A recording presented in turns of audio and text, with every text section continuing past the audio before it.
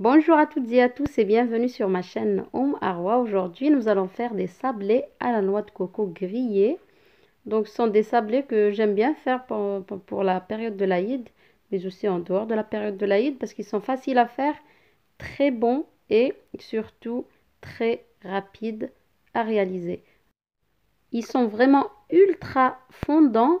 Je vous donne la liste des ingrédients pour préparer ces sablés. Vous voyez comment ils fondent tout simplement.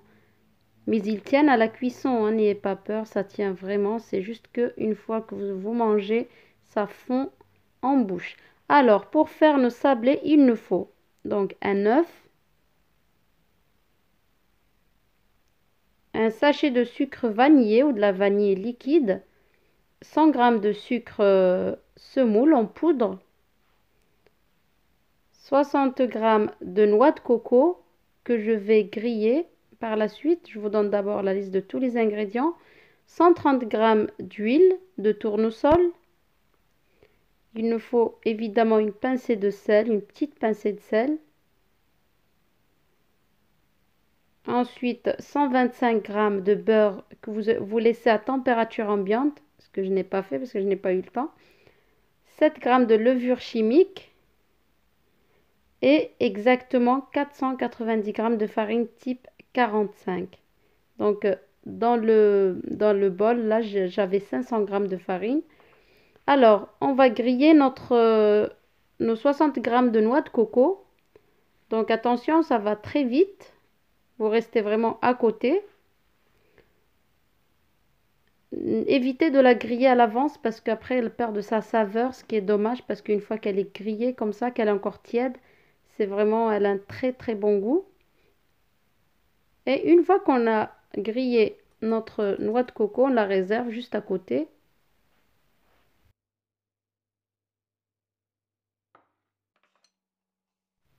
Et on passe donc à la réalisation de nos sablés. Donc, dans un récipient comme ça, un bol, ce que vous voulez, vous mettez une petite pincée de sel pour pas l'oublier. Donc, le beurre mou, je disais que je l'ai pas mis, je l'ai pas sorti à l'avance, mais c'est pas très grave parce que c'est un très bon beurre.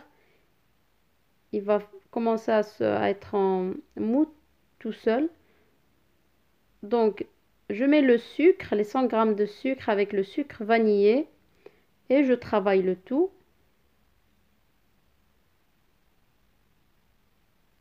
Donc moi j'ai mis du beurre à 82% de matière grasse. Vous pouvez faire avec de la margarine bien évidemment. Et donc une fois que mon beurre commence à ramollir comme ça, je vais rajouter l'huile, les 130 g d'huile de tournesol. Même si votre beurre n'est pas mou, n'ayez pas peur parce qu'une fois que vous allez rajouter votre noix de coco qui est encore tiède, eh bien vous n'aurez pas de soucis avec le beurre. Après, vous pouvez le passer quelques secondes au micro-ondes juste avant, c'est pas très grave. Donc, vous travaillez le tout. Donc, l'idée, c'est vraiment de faire fondre comme ça le sucre dans le beurre. Et vous venez ajouter l'œuf. L'œuf est de taille moyenne.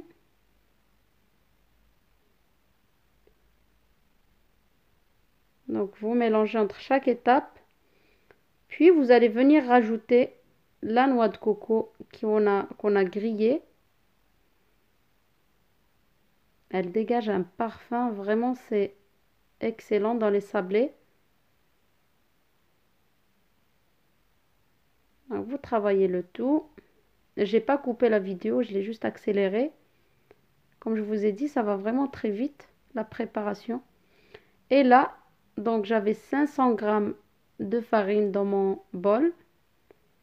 J'ai mis donc la moitié à peu près. J'ai mis mon sachet, mes 7 g de levure chimique, pardon. Et je commence à ramasser ma pâte. Donc à la fin, il me restait un petit peu de farine que j'ai pesé. Il restait 10 g. Donc ce qui nous fait au total 490 g de farine type 45. Donc vous ramassez la pâte, il n'y a pas besoin de la pétrir. Dès qu'on a une pâte sablée, Il faut éviter de la pétrir, mais juste de la ramasser. Donc les pâtes sablées comme ça, avec du beurre, eh bien, elles se détachent facilement de vos mains aussi et elles se ramassent très vite. Faut pas que vous mettiez beaucoup trop de farine, faites attention. Donc c'est pour ça que je vous dis 490 grammes, mais vous voyez selon la qualité de votre beurre et la taille de votre œuf. Vous rajouterez au fur et à mesure donc votre farine avec les 7 grammes de levure chimique. Donc voilà, une fois qu'on a bien ramassé notre pâte, voilà la consistance, la texture. Elle colle pas et elle reste, mais elle n'est pas dure. Ensuite, vous allez prendre ce genre de, comment on appelle ça, des tampons. Donc, la sorte que vous voulez, mais vraiment celle quadrillée, celui quadrillé est meilleur. Donc, vous allez prendre aussi de la noix de coco et que vous allez mélanger avec du sucre vanillé. Donc, même pas un verre, hein, parce qu'il m'en restait à la fin. Avec un verre, un sachet de sucre vanillé, pardon. Vous allez prendre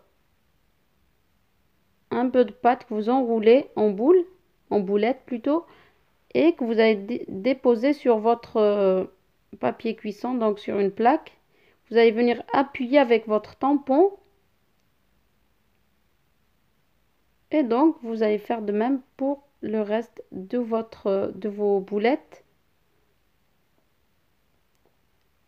Donc, si vous n'avez pas ce genre de tampon, vous pouvez prendre, vous savez, comment on appelle ça? Le coupe-frites, si on peut dire ça, qui est quadrillé aussi comme ce tampon, justement. Eh bien, ce sera encore mieux parce que vous n'aurez pas ce côté craquelé sur les côtés. Mais sinon, vous faites avec n'importe quel tampon tant que vous avez le relief sur vos sablés. Donc là, pour aller vite, moi je ne fais pas un par un, c'était juste pour vous montrer. J'en fais plusieurs et ensuite j'appuie avec mon tampon pour faire les reliefs. Donc le four est préchauffé à 180 degrés. Ou même moins si vous voulez, vous pouvez faire à 170 degrés. Chaleur tournante pour ma part. Vous pouvez cuire à la chaleur normale, c'est à vous de voir. Donc pour ma part, chaleur tournante et ça prend environ entre 15 et 20 minutes, c'est à surveiller tout de même.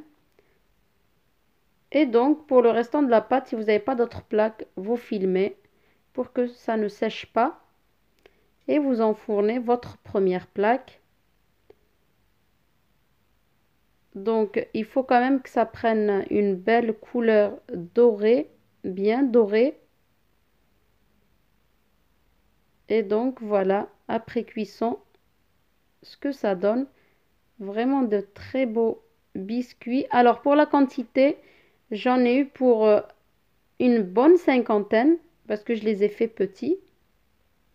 Donc des gâteaux petits comme ça, c'est plus gastronomique chez nous au Maroc. Et donc, j'espère que la recette vous a plu, que vous allez l'essayer. C'est vraiment facile, simple et sera vraiment très beau sur votre plateau de gâteau de l'Aïd ou pas d'ailleurs. Vous pouvez en faire pour vous régaler tout simplement. N'oubliez pas de liker, de partager et de laisser vos commentaires ou vos questions. À très bientôt pour une nouvelle recette.